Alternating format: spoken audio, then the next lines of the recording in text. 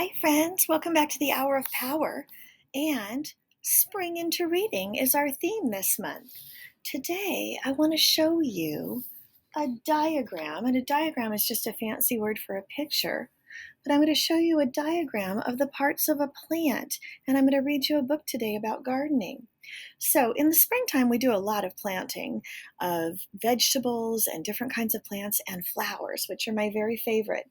All plants have the same parts. Even trees have most of these parts, except for in a tree, the stem is usually called the root, and we have branches that the leaves are on. But the parts of a plant are basically all the same.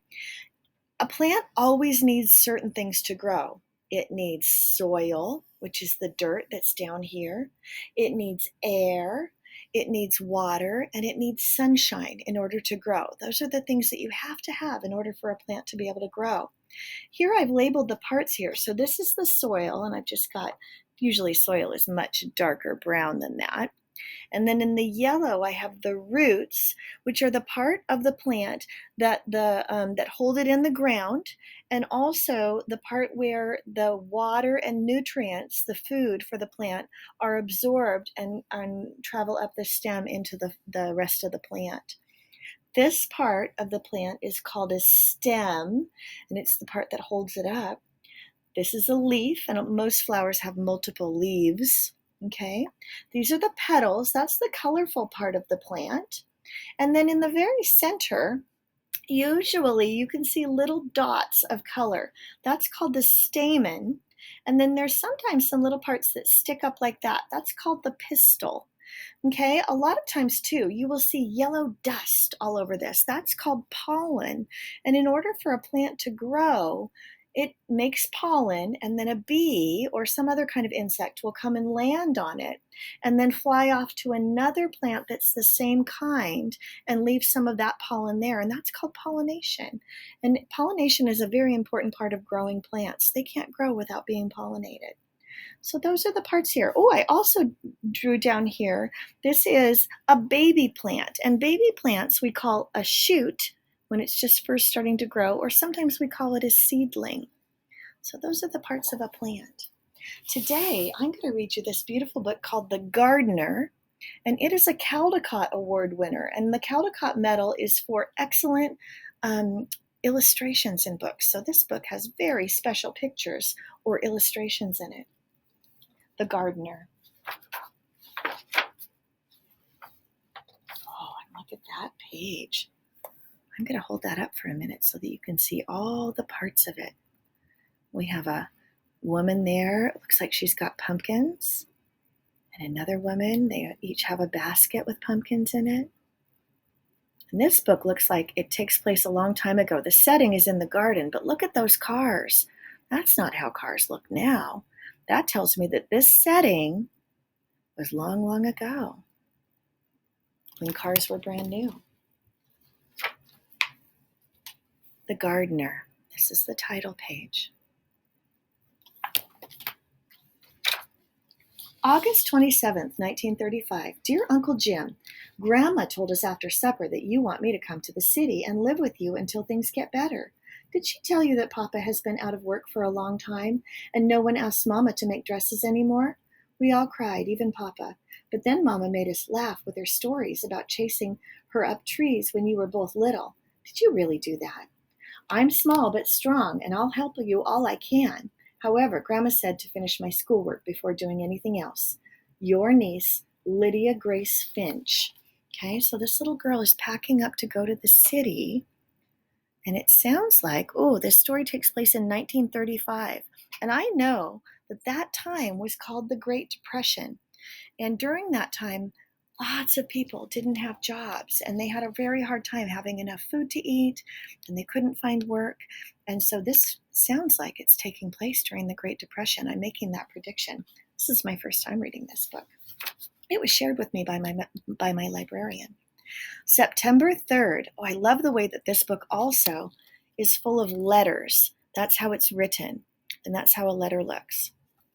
September 3rd, 1935. Dear Uncle Jim, I'm mailing this from the train station.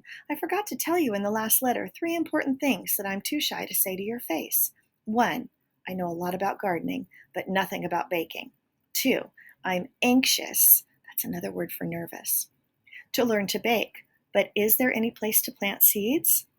3, I like to be called Lydia Grace, just like Grandma. Your niece, Lydia Grace Finch. There's an illustration there to show that they are at the train station. She's getting ready to take the train to the city. Excuse me. On the train, September 4th, 1935. Dear Mama, I feel so pretty in your dress that you made over for me. I hope you don't miss it too much. Dear Papa, I haven't forgotten what you said about recognizing Uncle Jim. Just look for Mama's face with a big nose and a mustache. I promise not to tell him. Does he have a sense of humor? That means, is he funny?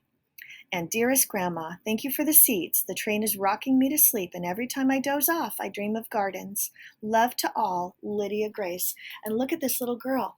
She is traveling on the train all by herself. Do you see her? In the dress that used to be her mama's that they made over for her. There are some other people on the train too, but she's traveling all alone. She's a very little girl to make a trip by herself. Very brave. Oh, and look at, you can see packets of seeds. There are marigold seeds and zinnia, cosmos. Those are different kinds of flowers.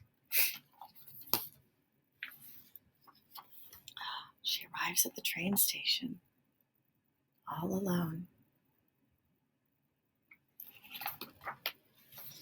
September 5th, 1935. Dear Mama, Papa, and Grandma, I'm so excited.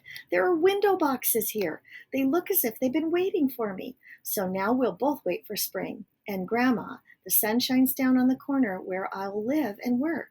Love to you all, Lydia Grace. P.S. Uncle Jim doesn't smile. Oh, and look at how grouchy he is. There's Uncle Jim. He's paying the taxi after he's gotten her from the train. And do you know what window boxes are? So they're up here in this building. You can see window boxes. They are ways that you can plant flowers without putting them in the ground. You fill those window boxes with dirt, and then you can put seeds in them, and they'll grow flowers or plants. December 25th, 1935. Dear Mama, Papa, and Grandma, I adore the seed catalogs you sent for Christmas. And Grandma, thank you for all the bulbs. So bulbs are, some flowers grow from seeds and others grow from bulbs. I hope you received my drawings. I wrote a long poem for Uncle Jim. He didn't smile, but I think he liked it. He read it aloud and then put it in his shirt pocket and patted it. Love to all, Lydia Grace. You can see there inside the apartment, looks like they have a cat who's licking the dishes in the sink. And there's her uncle reading her letter. Oh, and look at that little Christmas tree. It must be hard for Lydia Grace to be away from her family at Christmas time, away from her mama and papa and her grandma. I'm glad she's there with her uncle and safe. February 12th, 1936. Dearest Grandma, thank you again for all those bulbs you sent at Christmas. You should see them now. I really like Ed and Emma Beach, Uncle Jim's friends who work here. When I first arrived, Emma told me she'd show me how to knead bread if I would teach her all the Latin names of all the flowers I know. Now, just half a year later, I'm kneading bread and she's speaking Latin. More good news. We have a store cat named Otis who at this very moment is sleeping at the foot of my bed. Love to all, Lydia Grace. Uncle Jim isn't smiling yet, but I'm hoping for a smile soon. And Uncle Jim owns a bakery. Back on the page where we saw the window boxes, on the bottom floor of that building is the bakery where it looks like Uncle Jim either works or he might own it. But now Lydia Grace is learning how to knead bread and do baking. Do you see the kitty in the picture? March 5th, 1936. Dear Mama, Papa, and Grandma, I've discovered a secret place. You can't imagine how wonderful it is. No one else knows about it but Otis. I have great plans. Thank you for all the letters. I'll try to write more, but I'm really busy planting all your seeds in cracked teacups and bent cake pans. And Grandma, you should smell the good dirt I'm bringing home from the vacant lot down the street. Love to all, Lydia Grace. And we talked about that plants need soil to grow. Soil is just a fancy word for dirt. So she got some really good dirt for planting things. Oh, and look at this picture. This is the rooftop of the building where she lives. You see all those things? That must be her secret place. There's the kitty. Do you see the kitty and Lydia Grace? There are also birds there.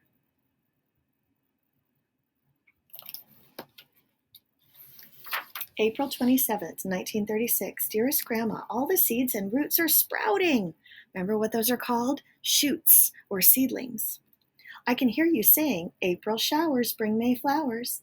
Emma and I are sprucing up the bakery, and I'm playing a great trick on Uncle Jim. He sees me reading my mail, planting seeds in the window boxes, going to school and doing my homework, sweeping the floor. But he never sees me working in my secret place. Love to all, Lydia Grace. I'm planting a big smile from Uncle Jim in the near future. There's the bakery. You can also see this is President FDR, or Franklin Delano Roosevelt. He was the president during this time.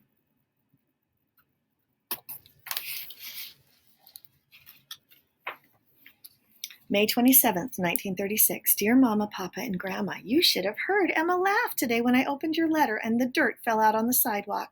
Thank you for all the baby plants. They survived the trip in the big envelope.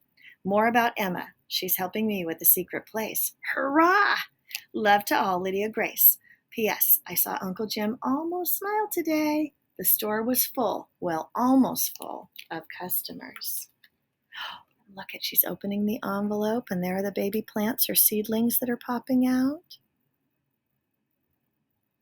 Look at all those tulips in the window box in front of the bakery. Do you see those? Tulips are a kind of flower that comes from bulbs, not seeds. Oh, look it up here. There are more. June 27th, 1936. Dear Grandma, flowers are blooming all over the place. I'm also growing radishes, onions, and 3 kinds of lettuce in window boxes. Some neighbors have brought containers for me to fill with flowers, and a few customers even gave me plants from their gardens this spring. They don't call me Lydia Grace anymore. They call me the gardener. Love to all, Lydia Grace. P.S. I'm sure Uncle Jim will smile soon. I'm almost ready to show him the secret place.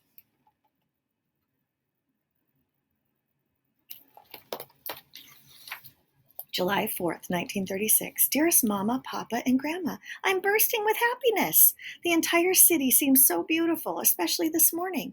The secret place is ready for Uncle Jim at noon. The store will close for the holiday, and we will bring him up to the roof. I've tried to remember everything you taught me about beauty. Love to all, Lydia Grace. P.S. I can already imagine Uncle Jim's smile. And this is July 4th, so that's our Independence Day, the 4th of July.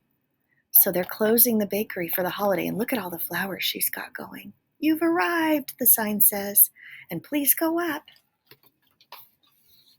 Oh, there's the surprise of the secret place. Look at that. Do you think he's going to smile? July 11th, 1936. Dear Mama and Papa and Grandma, my heart is pounding so hard. I'm sure the customers can hear it downstairs. At lunch today, Uncle Jim put the close sign on the door and told Ed and Emma and me to go upstairs and wait.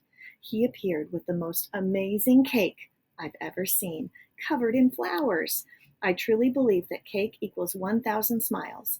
And then he took your letter out of his pocket with the news of Papa's job. I'm coming home. Love to all, and see you soon, Lydia Grace. P.S. Grandma, I've given all of my plants to Emma. I can't wait to help you in your garden again. We gardeners never retire.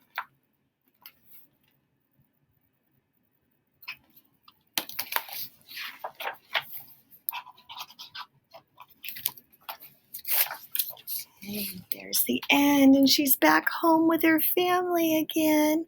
Or no, she's leaving. Oh my goodness, Miss Castillo's made a mistake. She's not back home yet. She's saying goodbye because that's her Uncle Jim. She's giving him a hug. And there she is back home again with Grandma in her garden. Have a wonderful week, and I'll see you next time on Hour of Power, friends.